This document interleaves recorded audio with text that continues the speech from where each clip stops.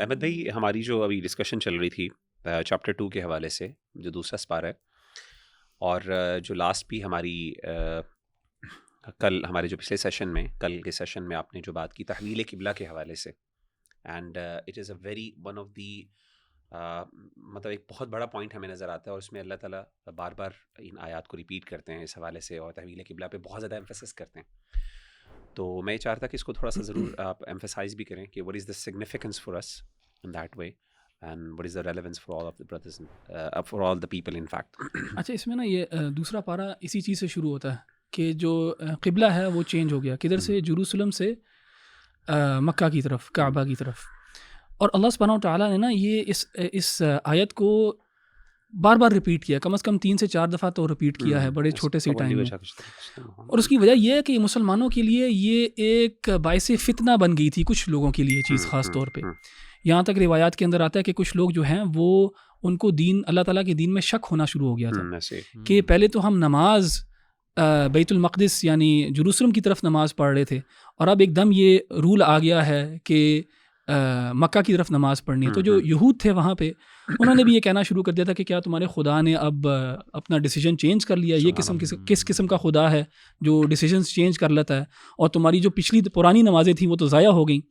لیکن اور اللہ تعالیٰ نے ریپیٹ بھی کیا، وہ اسی لیے کیا تاکہ مسلمانوں کو ایک قسم کا ایمفیسس دلایا جائے کہ اس چیز کی امپورٹنس کا، اینڈ نمبر 2 کہ ان کو بتایا جائے کہ یہ اللہ تعالیٰ کی طرف سے ہی حکم ہے اور اس کو تمہیں فالو کرنا ہے. اور آگے یہ بھی بتا دیا گیا کہ جن لوگوں نے نماز پڑھی تھی، پیچھے کی نمازیں ان کی ضائع بھی نہیں کی جائیں گی. اچھا، اس کے ساتھ ساتھ جو بہت ایک بڑا میسج ہے یہاں پہ اللہ سبحانہ وتعالیٰ کی طرف سے، وہ ہے کہ اب فلیگ بیررز جو ہیں، اب جو مسلمان ہیں، اب جو یہ امت ہے، یہ رسول اللہ صلی اللہ علیہ وسلم کی امت ہے، یہ مسلمان جو ہیں، ان کے پاس جو ہے نا اب حق کا بینر ہے، جو کہ اب یہود سے لے کے ان کو دے دیا گیا. یہ ایک سمبولک اس میں میسج بھی بہت بڑا ہے یہاں پہ. اور ایک اور چیز بھی ہے ادھر کہ جو کہ میرا خیال ہے وَكَذَلِكَ جَعَلْنَاكُمْ أُمَّةً وَسَطًا سے یہ چیز ایمفسائز وہ بھی اسی پارے کے اندر آیت ہے، لِتَكُونُوا شُهَدَاءَ عَلَى النَّاسِ. ہاں بالکل، کہ تم لوگوں کو ہم نے مڈل نیشن بنایا ہے. اور وہ مڈل بھی اس حساب سے کہ نہ تم نصارہ کی طرح غلو کرتے ہو اپنے دین کے اندر ایک اسپریچویلٹی کے لحاظ سے اور لا کو پیچھے چھوڑ کے، اور نہ ہی یہود کی طرح تم لوگ لا کو بہت زیادہ ایمفسس دیتے ہو اور جو دل کا حال ہے اس کی کوئی پرواہ نہیں کرتے. تو امتن وسطا. اسی طرح اللہ سبحانہ وتعالیٰ نے نا سورہ بقرہ میں شروع میں یہود کو مخاطب کیا. جب قبلہ تحویل کیا نا، پھر اللہ تعالیٰ نے کہا کہ اب ان سے بات کرنے کی زیادہ ضرورت بھی نہیں ہے. اب جو ہے ان کو جو میسج دینا تھا وہ دے دیا ہے، اب ان کے اوپر ہے کہ انہوں نے قبول کرنا ہے اس کو کہ نہیں. اینڈ دیکھیں یہ جو حکمت ہے نا کہ قبلہ پہلے جو تھا وہ جروسلم کی طرف تھا، اس میں بھی ایک حکمت یہی ہے کہ یہود کو تاکہ مائل کیا جائے کہ یہ کوئی نئی بالکل چیز نہیں ہے جو رسول اللہ صلی اللہ علیہ وسلم لے کے آ رہے ہیں، یہ ابراہیم علیہ السلام کا دین ہی ہے جس کی تکمیل یہاں پہ ہو رہی ہے آپ صلی اللہ علیہ وسلم کے ساتھ. تو ان کا دل نرم کرنے کے لیے، to make it easier for them to accept Islam, اور ایفیلیشن کے لیے to make it easier for them to accept Islam, تو اللہ تعالیٰ نے وہ قبلہ پہلے وہ والا رکھا. لیکن جب اللہ نے دعوت دی ان کو اور انہوں نے انکار کیا، پھر اللہ تعالیٰ نے بھی فیصلہ کر لیا کہ اب یہ جو نیشن ہے مسلمانوں کا، یہ بالکل ایک الگ نیشن ہے. ان کا قبلہ الگ ہے، ان کا کلمہ الگ ہے، ان کا پروفٹ الگ ہے، اور بالکل ایک جو ہے نا آئیڈینٹی دے دی مسلمانوں کو. اچھا، ویسے تو سورہ بقرہ کا ایک جو ہے نا وہ موضوع چل رہا ہے، لیکن بالکل اگر ہم مائکرو فوکس ہو کے کوئی ایک آیت دیکھیں جو مجھے پرسنلی کافی پروفاؤنڈ لگتی ہے، اس پارے کے شروع میں اللہ تعالیٰ نے اس میں ایک رول بتایا. سورہ فاتحہ میں ہم نے کل دیکھا تھا کہ ایاک نعبد و ایاک نستعین، کہ اللہ ہم آپ ہی کی عبادت کرتے ہیں اور آپ ہی سے مدد مانگتے ہیں. تو استعانت میں اللہ تعالیٰ نے ایک ہمیں یہاں پہ ایک اصول بتا دیا، ایک آپ سمجھیں طریقہ بتا دیا کہ ہم اپنی پرسنل لائف میں استعانت کیسے لے سکتے ہیں. اللہ تعالیٰ فرماتے ہیں یا ایھا الذین آمنوا استعینوا بالصبر والصلاۃ، کہ اے اہل ایمان جنہوں نے ایمان کا دعویٰ کیا وہ اللہ سے مدد طلب کریں 2 چیزوں سے، صبر سے اور صلاح سے. تو یہ 2 جو چیزیں ہیں، صبر اور صلاح، بہت بڑے ٹاپکس ہیں، لیکن میرے خیال سے ان کو اگر ہم سمجھیں اور ان کو انٹرنلائز کریں تو استعانت جو ہے وہ ایک اچھے طریقے سے لی جا سکتی ہے. تو صبر کیا ہے؟ عام طور پہ آپ کو پتہ ہے ہمارے ہاں اردو میں صبر کو سمجھا جاتا ہے کسی مصیبت پہ صرف صبر کرنا، لیکن اگر ہم دین کی روح سے دیکھیں تو صبر کو اسکالرز نے جو ہے وہ 3 ٹیئرز میں ایکسپلین کیا ہے یا 3 اس کی جو ہیں اس کے اینگلز ہیں دیکھنے کے. سب سے پہلا اینگل انہوں نے بتایا کہ اللہ تعالیٰ کی اطاعت پہ صبر کرنا, یعنی کہ جو بھی اللہ تعالیٰ کے احکام ہیں ان کو بجا لانا در حقیقت صبر ہے, اور قرآنی آیات اس پہ دلالت کرتی ہیں کافی ساری. پھر اسی طرح اللہ تعالیٰ نے جن چیزوں سے روکا ہے ان سے رک جانا, یعنی کہ اللہ نے جن چیزوں کو منع کیا ہے ان سے رک جانا, یہ بھی صبر کی ایک قسم ہے. اور پھر اسی طرح مصیبت اگر کوئی آتی ہے, اور یقیناً ہر مصیبت اللہ تعالیٰ کی طرف سے ہی ہے, اس پر بھی صبر کرنا, صبر علی مصیبہ, یہ تینوں ڈائمینشنز ہیں صبر کی. اور اگر ہم قرآن مجید کی روح سے ہی دیکھیں کہ صبر یہ دل کی ایک ایسی عبادت ہے جس کا ریوارڈ جو ہے وہ رمضان سے بہت ملتا جلتا ہے. رمضان کا کیا ریوارڈ ہے؟ حدیث قدسی میں کیا آیا ہے کہ الصوم لی وانا اجزی بہ, جس کی محدثین نے شرح کیا کی ہے کہ اس کا مطلب ہے انلمیٹڈ ریوارڈ. تو اگر آپ صبر کا کنیکشن رمضان کے ساتھ دیکھیں تو وہ بہت گہرا ہے, کیونکہ رمضان بھی صبر کا ہی نام ہے, اور صبر کے ریوارڈ کو ہی اللہ تعالیٰ نے قرآن مجید میں سورہ زمر میں کہا انما یوفی الصابرون اجرہم بغیر حساب, کہ جو صبر کرنے والے ہیں ان کا جو اجر ہے وہ بھی بغیر حساب کے ہے. تو یہ بڑے کی پرنسپلز ہیں صبر. اور اسی طرح نماز تو خود ایک بہت بڑا موضوع ہے, لیکن صبر اور صلاح کو اگر ہم پکڑ لیں تو انشاءاللہ یہ از اے مینیفیسٹیشن آف استعانت. اچھا, اس میں نا شان بھائی جیسے آپ صبر کی بات کر رہے تھے تو ایک بہت امپورٹنٹ پوائنٹ ہے وہ یہ سمجھنے والا کہ جو ریوارڈ ہے نا وہ مشکل کے آنے کی وجہ سے نہیں ہے. یعنی کسی بندے کو صرف اس لیے ریوارڈ نہیں ملتا کہ اس پر مشکل آئی ہے, بلکہ ریوارڈ ہے پیشنس کی بنیاد پر. اسی لیے آپ دیکھیں کہ اللہ تعالیٰ نے وَلَنَبْلُوَنَّكُمْ بِشَيْءٍ مِّنَ الْخَوْفِ وَالْجُوعِ وَنَقْصٍ مِّنَ الْأَمْوَالِ وَالْأَنفُسِ وَالثَّمَرَاتِ وَبَشِّرِ الصَّابِرِينَ. یعنی اللہ نے کہا آزمائیں گے تو تمہیں, لیکن خوشخبری کس کے لیے, ریوارڈ کس کے لیے؟ وَبَشِّرِ الصَّابِرِينَ الَّذِينَ إِذَا أَصَابَتْهُمْ مُصِيبَةٌ قَالُوا إِنَّا لِلَّهِ وَإِنَّا إِلَيْهِ رَاجِعُونَ. تو پہلی بات تو یہ ہے کہ صرف ایک ہمارے یہاں بڑا مشکل, یہ ہمارے یہاں بڑی یہ عام سی بات ہے کہ جی مسلمان پہ مومن پہ اگر ایک کانٹا بھی چبھے تو اس کو اس کا ریوارڈ ملتا ہے. ریوارڈ تب ملتا ہے جب وہ صبر کرتا ہے, شرط یہ ہے, کنڈیشن یہ معلق ہے حکم اس کے ساتھ. دوسری چیز جو امپورٹنٹ ہے میں سمجھتا ہوں وہ یہ خاص طور پہ صبر کے حوالے سے کہ اللہ تعالیٰ نے یہ جو صبر کی جو لوگ اہل صبر ہے ان کی جو خاص بات بتائی ہے وہ یہ ہے اولئک علیہم صلوات من ربہم ورحمہ. یہ بہت بڑی بات ہے, یہ مطلب یہ آیت اللہ کی کمپیشن اور اللہ کی محبت بیان کر رہی ہے. صلوات جو ہے اٹس اے پلورل, اور صلوات علماء کہتے ہیں من ربہم, ان کے رب کی طرف سے. یعنی یہاں پہ اللہ نے اپنا خاص طور پر ذکر کیا, اور اہل بلاغہ اور علماء جو لغت ہیں وہ یہ کہتے ہیں کہ یہاں پہ اللہ کا لطف, اللہ کی نرمی اور اللہ کی محبت جو ہے وہ واضح ہو رہی ہے. صلوات جو ہے, صلات کی جمع صلوات جو ہے بیسیکلی اللہ کی رحمت عام طور پہ ترجمہ کیا جاتا ہے. اس سے مراد درود نہیں ہے. عام طور پہ ہم یہ بھی سمجھتے ہیں کہ اللہ یعنی صلات کا مطلب درود ہے. اللہ تعالیٰ نے کس کو درود پڑھنا ہے, سیدھی سی بات. تو اس کا مطلب یہ ہے کہ صلوات کے مطلب 2 ہیں. علماء نے کہا کہ صلوات کا تعلق دنیاوی لائف اور اخروی لائف کے ساتھ ہے. یعنی اللہ کی رحمتیں دنیا میں کیا ہیں, 2 چیزوں کی صورت میں, ایک ارشاد اور دوسرا توفیق. یعنی اللہ تعالیٰ دنیا میں انسان کو گائیڈنس دیتے ہیں. صلوات کا مطلب یہ, کیونکہ رحمت الگ سے ذکر کی نا, تو ارشاد کا مطلب یہ کہ اللہ تعالیٰ ایک بندے کو گائیڈنس بھی دیتے ہیں, یعنی ارشاد, اور دوسرا توفیق. صرف گائیڈنس کافی نہیں ہے, عمل کی توفیق بھی بہت امپورٹنٹ ہے. اور آخرت میں بھی صلوات, آخرت میں صلوات کا مطلب 2 ہیں.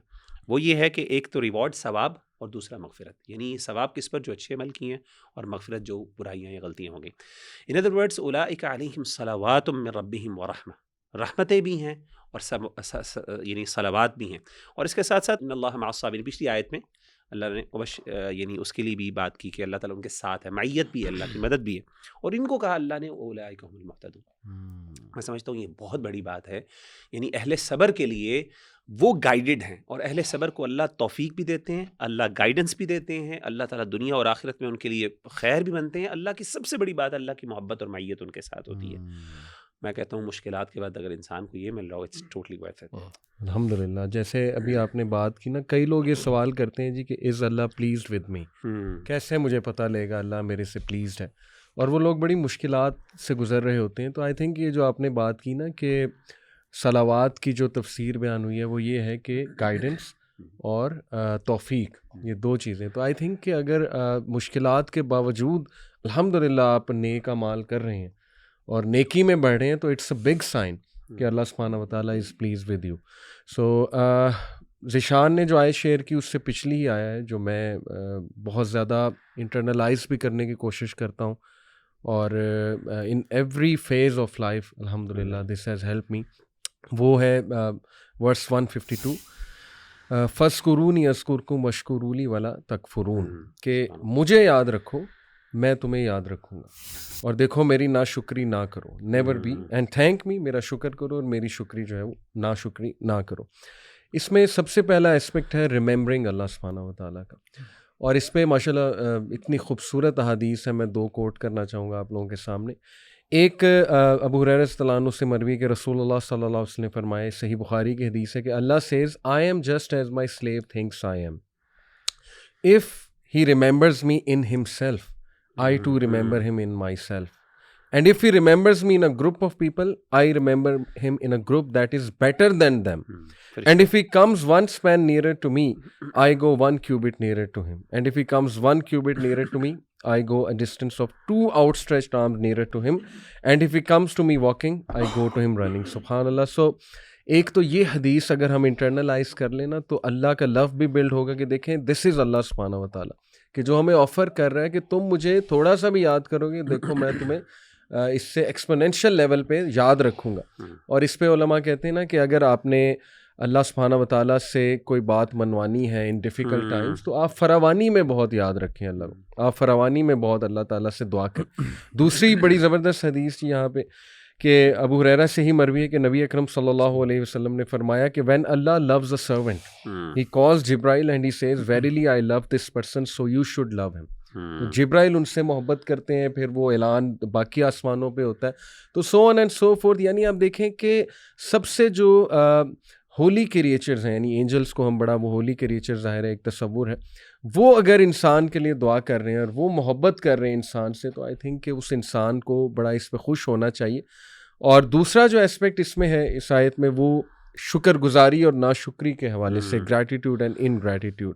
سبحان اللہ. دیکھیں احمد بھائی، آپ نے کل ذکر کیا تھا کہ بنی اسرائیل سے ٹرانسفر آف لیڈرشپ ہوئی اور ان کی کچھ مسٹیکس تھیں جس کی وجہ سے یہ سارا معاملہ ہوا. اس میں آپ نے ہی مینشن کیا تھا کہ بہت بڑی مسٹیک تھی ناشکری.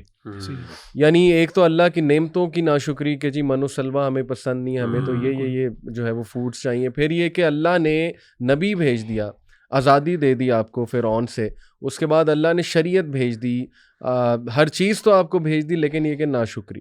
تو آئی تھنک کہ ناشکری از اے کرائم اور دس از سو ان نیچرل بیکاز ہم سب کو یہ پتہ ہے کہ اللہ سبحانہ و تعالیٰ ہم سے کتنی محبت کرتا ہے، آ جا کے سب کو پتہ ہے، اور کہاں کہاں وہ ہمیں بچا رہا ہوتا ہے، کس طرح سے وہ ہمارے افیئرز مینیج کر رہا ہوتا ہے. یہ تو کبھی ہم سوچنے بیٹھ جائیں تو آئی تھنک کہ ہمیں رونا آ جائے. سو اس لیے ناشکری ایک تو یہ چیز انشاءاللہ ہمیں کوشش کرنی ہے کہ رمضان میں آڈینس کو بھی کہوں گا کہ گریٹیٹیوڈ جرنل یہ ایک بڑی زبردست عادت ہے، بلکہ اس میں ریسرچز موجود ہیں کہ جو لوگ گریٹیٹیوڈ جرنل فل کرتے ہیں، بناتے ہیں، یعنی 5 things for which you are grateful, تو وہ زیادہ خوش ہیں سائنٹیفکلی اسپیکنگ. ان میں آپٹیمزم ہے، ان میں ڈٹرمینیشن ہے، ان میں جو ہے ول پاور زیادہ ہوتی ہے، and so on and so forth. Coffee researches جو ہیں وہ آپ کو انشاءاللہ مل جائیں گی، بلکہ اس کے فزیولوجیکل افیکٹس بھی ہیں اکارڈنگ ٹو سائنس. شکر گزاری کے الفا ویوز جو ہے وہ اسٹڈی کی گئی، ہارٹ بیٹ کا تعلق جو ہے وہ برین کی کچھ ویوز کے ساتھ دیکھا گیا، تو بڑا ردم ایک نظر آیا. تو ماشاءاللہ دیکھیں جو بھی احکامات دین اسلام کے ہیں they are absolutely scientific. So دیکھیں مائی پوائنٹ از کہ الحمد للہ we should be very thankful to اللہ کہ ہمیں ایک بنا بنایا سسٹم اللہ سبحانہ تعالیٰ نے دے دیا، وہ پرنسپلز دے دیے جن پہ عمل کر کے ہم ایک بہترین اور سیلف فلفلمنٹ والی زندگی الحمد للہ جو ہے وہ گزار سکتے ہیں. اچھا، یہی پارہ وہ ہے جس میں نا رمضان مینشنڈ ہے، اور قرآن میں کہیں اور رمضان کا تذکرہ نہیں ہے، ایز ان رمضان ورڈ بھی مینشن نہیں ہے کہیں اور اس پارے کے علاوہ. اور اللہ سبحانہ وتعالیٰ نے ادھر روزے کا بھی ذکر کیا نا کہ یا ایھا الذین آمنوا کتب علیکم الصیام کما کتب علی الذین من قبلکم لعلکم تتقون. اسی طرح اللہ تعالیٰ نے صیام کو یعنی روزے کو تقوی کے ساتھ جوڑا ہے کہ یہ پریکٹس جو ہے اپنے آپ کو کھانے سے روکنا، اپنے آپ کو حلال کردہ چیزوں سے روکنا، اس میں جو ہے نا جیسے علی بھائی نے کہا نا کہ اللہ تعالیٰ کو زیادہ یاد رکھنا اس ٹائم کے اوپر، کیونکہ اس ٹائم پہ آپ کا جو ہے نا آپ کا پیٹ بھی آپ کو اللہ تعالیٰ کی یاد ہی کروا رہا ہوگا. کیونکہ آپ کو جب بھوک لگے گی تو انسان سوچے گا میں کیوں بھوکا ہوں، تو میں اللہ تعالیٰ کے لیے میں کھانے سے روکا ہوا ہوں. اور اس میں سے جو ہے نا ہم نے جو اخذ کرنا ہے وہ تقویٰ ہے، گاڈ کانشیسنس، کہ ہمیشہ انسان جو ہے نا اللہ تعالیٰ کا ذکر کرتا رہے، اللہ تعالیٰ کو اپنے ذہن میں رکھے اور اللہ تعالیٰ کی حلال کردہ اشیاء کو استعمال کرے اور حرام کردہ اشیاء سے رک جائے. اسی طرح اللہ تعالیٰ نے آگے کہا کہ شہر رمضان الذی انزل فیہ القرآن، کہ قرآن جو ہے وہ اس مہینے میں نازل کیا گیا، یعنی رمضان کے مہینے میں. سو رمضان کا مہینہ جو ہے وہ روزے کا مہینہ ہے جس میں سے انسان نے تقوی جو ہے نا وہ اٹین کرنا ہے. دوسری چیز جو ہے اس میں امپورٹنٹ وہ ہے یہ قرآن کا مہینہ ہے، تو اس مہینے میں قرآن کے ساتھ ایک ریلیشن شپ اسٹیبلش کرنا ہے. اور اس کے بعد فوراً بعد ہی ایک آیت ہے جس میں اللہ سبحانہ وتعالیٰ کہتے ہیں وَإِذَا سَأَلَكَ عِبَادِي عَنِّي فَإِنِّي قَرِيب، کہ اگر میرا بندہ تم سے پوچھے میرے بارے میں، رسول اللہ صلی اللہ علیہ وسلم کو کہا جا رہا ہے کہ میرے بارے میں اگر میرا بندہ پوچھے تو میں قریب ہوں، اور میں جب وہ دعا کرتا ہے تو میں اس کی دعا کا جواب دیتا ہوں. اور یہ رمضان کی آیات کے ساتھ ہی مینشنڈ ہے. تو اس میں ہمیں جو ہے نا رمضان کو ان 3 چیزوں کے ساتھ ضرور جوڑنا چاہیے.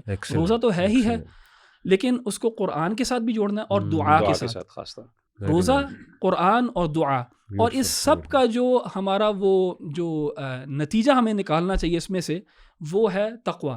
کہ پری رمضان احمد جیسا تھا اور پوسٹ رمضان احمد ہے، اس میں فرق ہونا چاہیے لیول آف تقوی کے اندر.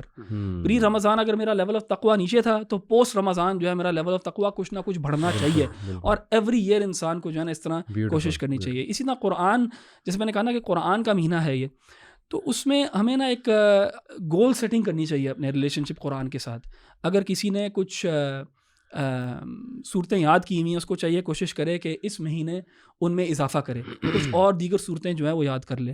اگر کسی نے کبھی قرآن ترجمے سے نہیں پڑھا کور ٹو کور، تو یہ مہینہ ہے جہاں پہ وہ یہ گول سیٹ کرے کہ میں اس مہینے کور ٹو کور قرآن ختم کرنے کی کوشش کروں گا. تو اس طرح کوئی قرآن کے ساتھ اپنے ریلیشن شپ کو ری وائٹلائز کرنا اس مہینے کے اندر دعا کے ساتھ دعا کے بھی ٹارگٹ سیٹ کرنا. بالکل، دعا کے میں نے اللہ سے یہ چیزیں مانگنی ہے. بالکل. اور ریممبرنگ میں پھر ذکر بھی آ جائے گا. تو میں آپ سے سب سے بلکہ پوچھنا چاہوں گا واٹس یور فیوریٹ ذکر؟ ویسے تو بہت سے اذکار ہیں، لیکن واٹس یور گو ٹو ذکر کہ جب آپ فری ہوں اور آپ آڈینس کو بھی بتانا چاہیں کہ جی ہاں یہ آئی لو دس ذکر. اچھا علی بھائی، میں آپ کو بتاؤں کہ ایک پریکٹس جو میری پہلے بھی رہی ہے اور اب زیادہ ہو گئی ہے، وہ یہ ہے کہ جب بھی میں ذکر کرنا شروع کرتا ہوں نا اللہ سبحانہ وتعالیٰ کا، تو میں استغفر اللہ اور اللہم اغفر لی سے آگے نہیں جا پاتا. اللہ، کیونکہ میں نا میرا دل کرتا ہے اللہ سبحانہ تعالیٰ کا ذکر کرنا. سبحان اللہ. اور میں اپنا محاسبہ جب کرتا ہوں نا کہ میری عبادات کا، نماز کا جب میں محاسبہ کرتا ہوں تو میں استغفر اللہ اور اللہم اغفر لی سے آگے نہیں جا پاتا. سبحان اللہ. کہ میں اللہ تعالیٰ کا استغفار کرتا رہتا ہوں کہ اللہ تعالیٰ مجھے معاف کر دے، تاکہ میں اس کے بعد چاہتا ہوں کہ میں سبحان اللہ، الحمدللہ، اللہ اکبر، لا الہ الا اللہ، اور رسول اللہ صلی اللہ علیہ وسلم کے اوپر بھی درود، اللہم صلی علی محمد. لیکن میں نے recently I find myself just saying اللہم اغفر لی، اللہم اغفر لی یا استغفر اللہ. تو پرسنلی آج کل جو ہے نا اگر میرا ذکر جو سب سے زیادہ یہ ہے تو وہ یہی والا ہے، اور وہ میری پرسنل جو اسٹیٹ ہے آج کل جس میں اپنے آپ کو پاتا ہوں اس وجہ سے. اینڈ اکارڈنگ ٹو حدیث جو کثرت سے استغفار کرے گا اللہ اس کے تمام جو ہے وہ. ابن تیمیہ رحمہ اللہ سے کسی نے پوچھا نا کہ اللہ کی تحمید زیادہ بہتر ہے کہ استغفار زیادہ، تو آپ نے اس کی بڑی پیاری مثال دی. آپ نے کہا کہ جب آپ نے کسی کو کسی جگہ پہ پرفیوم لگانا ہو کسی کپڑے کو، تو سب سے پہلے you have to wash it. So اس کی پرفیوم تو تحمید اللہ کی تو وہ ایک خوشبو ہے، اور آپ کی گندگی جب تک صاف نہیں ہوگی تو سبحان اللہ، یعنی استغفار کئی دفعہ پریسیڈنس رکھتا ہے اوور سبحان اللہ. Amazing example. اچھا، while I agree with what احمد بھائی نے کہا ہے، لیکن آن دا کنٹریری اگر آپ دعا دیکھیں یونس علیہ السلام کی، تو اس میں آپ کو ایک دوسری پکچر ملتی ہے. میرے لیے پرسنلی جو ہے نا حوقلہ جس کو کہا جاتا ہے، لا حول ولا قوت الا باللہ، یہ بہت امپاورنگ، مجھے بہت امپاورنگ دعا لگتی ہے، کیونکہ اس میں جو ہے نا وہ اس بات ہے اللہ تعالیٰ کی طاقت اور قدرت کا. اور اگر آپ دیکھیں تو یونس علیہ السلام کی دعا میں بھی یہی ہے، یعنی کہ اس میں بھی اس بات ہے لا الہ الا انت سبحانک انی کنت من الظالمین. تو میری گو ٹو پرسنلی، اور کیونکہ حدیث میں آیا بھی ہے کہ عرش کے خزانوں میں سے ایک خزانہ ہے، تو اور ہم نے علماء کو کہتے ہوئے سنا بھی ہے کہ if you want to see miracles happening, یہ کسی حدیث میں نہیں ہے، تو ٹرائی لا حول ولا قوت الا باللہ 100 دفعہ نہیں، وہ کہتے ہیں 500، 1000، 1500، 2000 دفعہ کر کے دیکھیں تو صحیح، پھر دیکھیں کہ آپ کی زندگی میں کیا جو ہے نا معجزے ہوتے ہیں. اچھا، احمد بھائی نے بات کی رمضان کی، قرآن کی اور دعا کی، یہ تو ہے ساری عبادت. اگر آپ پارے کے شروع میں آ جائیں تو اس میں ایک بڑی انٹرسٹنگ چیز ہے، بار بار سائنٹیفک چیزوں کی طرف جانے کو بہت دل کرتا ہے. اللہ تعالیٰ نے قرآن مجید کے اندر جو ہے وہ ایک طریقہ رکھا، اور وہ کس چیز کو ثابت کرنے کے لیے رکھا کہ آخر اللہ کی عبادت کیوں کی جائے. یعنی کہ وہ کیا دعویٰ ہے جس کے بعد اللہ تعالیٰ کہتے ہیں اچھا کیونکہ ایسی بات ہے اسی لیے میری عبادت کرو. اللہ تعالیٰ نے ہمیشہ توحید ربوبیت کو کلیم کر کے آگے پھر کہا ہے دیر فار ورشپ می. کیا مطلب توحید ربوبیت کہ مثلا اللہ تعالیٰ خالق ہیں, اللہ نے یہ پیدا کیا, اللہ نے وہ پیدا کیا. تو میں جن آیات کی طرف اشارہ کرنا چاہ رہا ہوں وہ آیات یہ اس پارے کے بالکل شروع ہی میں ہیں. اللہ تعالیٰ فرماتے ہیں ان فی خلق السماوات والارض واختلاف اللیل والنہار والفلک. لمبی آیت ہے بیسیکلی جس میں اللہ تعالیٰ نے تخلیق کا ذکر کیا, آسمان اور زمین کا, دن اور رات کے ہیر پھیر کا ذکر کیا, کشتیوں کی جب وہ دریا پہ چلتی ہیں لوگوں کو فائدہ دیتی ہیں, آسمان سے جب بارش برستی ہے, یعنی کہ it is the manifestation of اللہ تعالیٰز کریشن. اور اسی طرح اور سورہ بقرہ کے شروع میں بھی اللہ تعالیٰ نے جب کہا یا ایھا الناس اعبدوا ربکم کہ اللہ کی عبادت کرو, اس کے آگے پھر اللہ تعالیٰ نے جو دلائل دیے وہ ربوبیت کے دیے. تو اس سے ہمیں ایک جینیسس آف فیتھ کا پتہ لگتا ہے کہ کس طرح اللہ تعالیٰ ہمیں الوہیت کی طرف لے کے جانا چاہتے ہیں کہ ہم اللہ کی کریشن پہ غور کریں. دیکھیے یہ تھیوریٹیکل بات نہیں ہے. آج کل اس کو اگر ہم پریکٹیکلی مینیفیسٹ کریں تو ہم سوچیں کہ وہ کون سی چیزیں ہیں جو کہ ہنڈرنس ہیں میرے اور آپ کے لیے کہ ہم غور و فکر کریں اللہ تعالیٰ کی تخلیق میں. آپ کو یاد ہوگا پچھلے سال ہم ایک ٹرپ پہ گئے تھے سب اکٹھے, اور اس ٹرپ پہ ہم نے کیا کیا تھا, ڈیجیٹل ڈی ٹاکس کیا تھا. اور ہم نے رات کو بیٹھ کے سب نے لیٹ کے, آپ کو یاد ہوگا آسمان کی طرف کوئی گھنٹہ 1.5 گھنٹہ جو ہے وہ تاروں کو آبزرو کیا تھا, سورہ ملک سنتے, اور ہم سب نے ایگری کیا تھا کہ اس طرح ٹائم نکال کے اللہ کی کریشن کو شاید ہی ہم کبھی آبزرو کرتے ہیں. بالکل صحیح. تو ہم اپنے بہن بھائیوں کو یہ مشورہ ضرور دیں گے کہ آپ کبھی نہ کبھی اپنے آپ کو تھوڑا سا کٹ آف کر کے اس پہ غور و فکر ضرور کریں, کیونکہ اللہ تعالیٰ نے اس کو دلیل بنایا ہے اپنی الوہیت کے لیے. تو I think this is very empowering. ویسے یہ جو ربوبیت آپ نے بات کی, اٹس اے بیوٹیفل کانسیپٹ. اس کو اگر تھوڑا سا اور ہم آڈینس کے لیے ایکسپلین کر دیں تو بڑا امپاورنگ ہوگا کہ ایگزیکٹلی توحید ربوبیہ میں کیا کیا جو ہے وہ آتا ہے. میرے خیال سے شیخ مغیرہ سے میں ریکویسٹ کروں گا کہ آپ ربوبیت پہ تھوڑا سا ذرا ایلیبوریٹ کر دیں پلیز.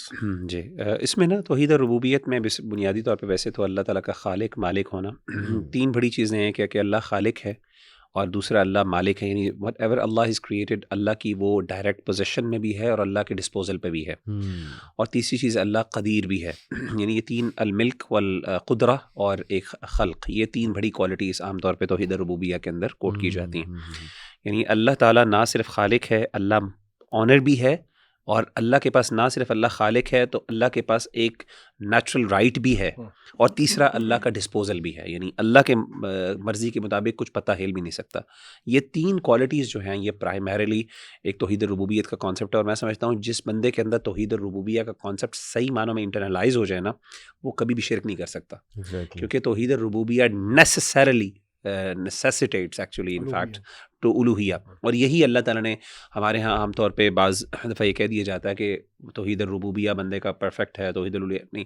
صحیح اس میں جو محققین کی رائے وہ یہی ہے کہ توحید الربوبیہ اگر ایگزمپلری ہو تو it should necessarily lead to توحید الالوہیہ. اور جو بندہ ایکچولی میں انٹرلائز کرے کہ مالک بھی اللہ ہے, خالق بھی اللہ ہے, اور قدرت بھی اللہ کی ہے, تو یہ ساری چیزیں باقی why is anyone a third person worthy of worship in that. اور اس میں یہ بھی آئے گا نا کہ اللہ نے بنا کے چھوڑ نہیں دیا, والذی قدر فہدی. اللہ کا کنٹرول بھی ہے, یعنی کہنے میں ڈسپوزل بھی اللہ کا ہے نا, ہی از واچنگ اوور یو, اس نے تمہیں فورسیک نہیں کیا ہے. اس میں نا یہ تو توحید ربوبیہ کی بات ہے. میں نا ایک بہت اہم چیز جو اس خاص طور پہ اس چیپٹر کے اندر ذکر ہوئی اس کی طرف بھی اشارہ کرنا چاہتا ہوں. جو اس چیپٹر کے اندر نا اللہ تعالیٰ نے بہت ڈیٹیل میں نا احکامات ذکر کیے ہیں, خاص طور پہ طلاق کے مسائل اللہ نے ذکر کیے ہیں, اور بھی احکامات ہیں, حج کے بھی کچھ احکامات اللہ نے ذکر کیے ہیں. طلاق کے حوالے سے کچھ ہمارے ہاں معاشرے کے اندر کچھ پرابلمز ہیں جس کو اللہ نے بہت اسٹرائکنگلی ایڈریس کیا ہے, ٹو دی ایکسٹینٹ کہ میں آپ کو بتاؤں کہ میں نے ایک دفعہ ایک کلاس پڑھا رہا تھا, اینڈ آئی کوریڈ دیز آیات, اور ایک خاتون جو تھیں شی واز یعنی سینئر, میں ایم ایس کی کلاس پڑھا رہا تھا, تو she was obviously married woman, اور سینئر تھے سارے اسٹوڈنٹس. تو شی واز امیزڈ کہ میں نے کبھی آج تک تصور نہیں کیا کہ یہ جو نکاح کا جو نظام اللہ نے قائم کیا اور جو طلاق کا نظام ہے کتنا زیادہ فیور کرتا ہے خاتون کے لیے. انفارچونیٹلی ہمارے ہاں ڈیورس جو ہے نا وہ عورت کی ایکسپلائٹیشن کے لیے استعمال کیا جاتا ہے, اور ایک تھریٹ کے طور پہ استعمال کیا جاتا ہے مرد. یعنی یہ مطلب یہ بڑی اتنی گھناؤنی بات ہے کہ آپ ایک عورت کو بار بار تھریٹ کرتے ہیں طلاق کے نام سے, and you are not man enough to actually divorce یعنی دیٹ وومن. میں نے یہ دیکھ رہا تھا ان آیات میں کہ یہ جو آیت خاص طور پہ طلاق کی آیات جب اللہ نے آغاز کی تو یہاں پہ جو کانسٹنٹلی ہر آیت کے اندر ایمفیسس ہے نا وہ اللہ کا خوف اور اللہ کا ڈر ہے. یعنی الطلاق مرتان میں جہاں پہ اللہ نے کہا کہ جب تم ان کو طلاق دے دو تو اس کے بعد تمہارے لیے اجازت نہیں ہے کہ تم یعنی ان سے واپس لو کوئی چیز. یعنی تم نے اگر مہر دے دی ہے تمہارے پاس یہ اجازت نہیں ہے کہ تم نے مہر لیا اور تم نے اس سے فائدہ اٹھایا اس خاتون کے ساتھ, اب تم ویسے مہر کیسے واپس لے سکتے ہو؟ اللہ معاف کرے, ہمارے ہاں تو باقاعدہ ایک چیز کا حساب لے کے واپس لیا جاتا ہے, گولڈ بھی, چوڑیاں اتروائی جاتی ہیں, پتہ نہیں کیا کیا کچھ. اللہ آگے کیا کہتے ہیں؟ تلک حدود اللہ, آیت کینڈ تلک حدود اللہ فلا تعتدوا, یہ اللہ کی حدود ہیں اس کو کبھی کراس نہ کرنا. ومن یتعد حدود اللہ فاولئک هم الظالمون, جس نے اللہ کی حدود کو کراس کیا. اور آپ کو پتہ ہے کہ علماء تفسیر بیان کرتے ہیں کہ جہاں پہ لفظ حد آ جائے کہ یہ اللہ کی حد ہے, باؤنڈری ہے, وہاں پہ ایمفیسس بہت نیکسٹ لیول کا ہو جاتا ہے. ریڈ لائن ہے, ریڈ لائن ہے یہ, مطلب یو کی ناٹ کراس دی.